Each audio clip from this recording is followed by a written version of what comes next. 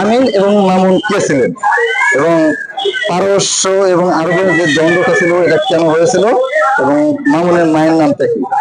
আমার নাম হচ্ছে মাসুদ খান। আমার জেলা বাড়ি সৈয়দপুর। আমি সৈয়দপুর থেকে এসেছি এবং আজকে আমাদের সংস্কৃতি বিভাগের ভাইরা ছিল। আমাকে প্রথমে প্রশ্ন করতে আমার নাম জিজ্ঞেস করা হয়েছে, তারপর আমাকে জিজ্ঞেস করা হয়েছিল যে আপনি অনার্স মাস্টার্স কতদূর পর্যন্ত পড়াশোনা করেছেন। আমি বলছি মাস্টার্স কমপ্লিট। পরে বললেন কোন সাবজেক্ট? ইসলামিক সংস্কৃতি। তারপর জিজ্ঞেস করলেন আপনি কয়েকটি কোর্সের নাম বলেন। 750 মুসলমান দিতে 750 থেকে 570 থেকে 750 এবং 750 থেকে 1258। তখন জিজ্ঞেস করা হলো 750 থেকে 1258 এই আব্বাসের খিলাফত কাদের খিলাফত ছিল?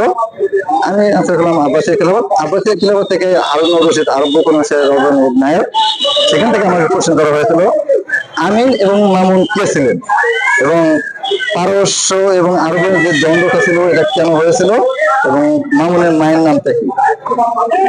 এবং আরো জিজ্ঞেস করা হয়েছিল সর্বশেষ যে পানিপথের যুদ্ধ কত সালে হয়েছিল এবং কয়টি যুদ্ধ হয়েছিল? 1526, 1556 এবং 1761 খ্রিস্টাব্দে।